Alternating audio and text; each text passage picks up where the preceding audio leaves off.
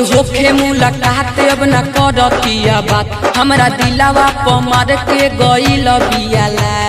लतखोर बोले बड़ा ऐसन मार के भागल दिया। रोज होखे मुलाकात अब न करतिया बात हमरा दिलावा प मार के गइल बिया हम त जानत बानी उ त कहीं लागल बिया रे हम जानतनी राम खिलौना के साथन भागल बिया रे। ए भैया बताई ना केने भागल बिया भैया की माई के नया साल में धोखा दे के जातिया काल के रात भर जागल बिया रे माल हमर नया साल में भागल बिया रे काल के रात भर जागल बिया रे माले कर नया साल में भागल बिया रे काल के रात भर जागल बिया रे माले कर नया साल में भागल बिया रे।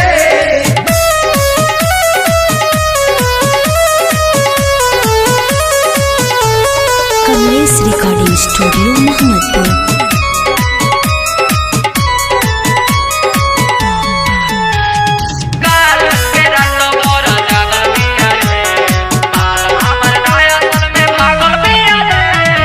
ना जाने कवना के नजर वाला गल देख के पड़े दिनवा रे माजा में ओ कर बीतत होई रतिया सोची के छूटे पसीनावा रे भेटा दे हनुराम खिलावन को टंगो ना जाने कवना के नजर वाला गल देख के पड़े दिनवा रे माजा में ओ कर बीतत होई रतिया सोची के छूटे पसीनावा रे तोरा के देखे देले कारे प्यार में हमारा ना कोई गो के पागल बिया रे पागल बिया रे बस बन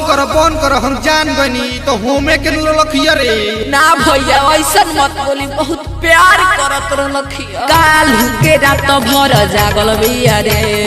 माल हमर नया साल में भागल बिया रे काल के रात भर जागल बिया रे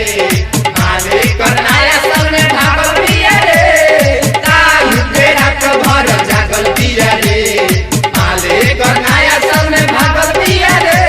कमलेश रिकॉर्डिंग स्टूडियो मोहम्मदपुर।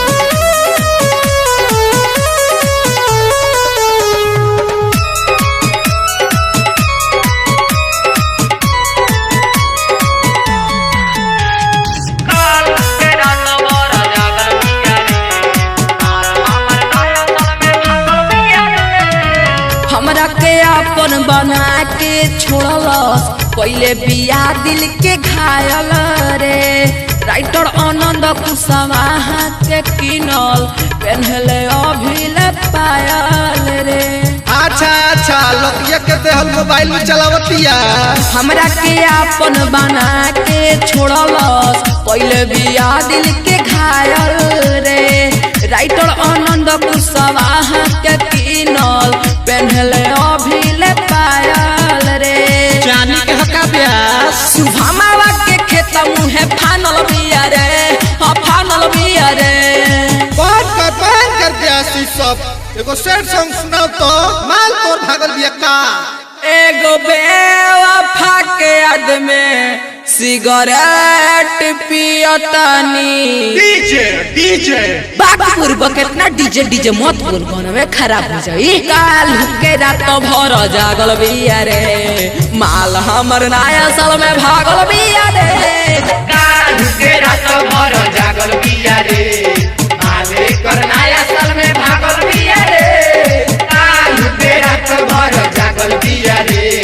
माले कर नया साल में भागल बिया रे। Kamlesh recording studio Mohammadpur.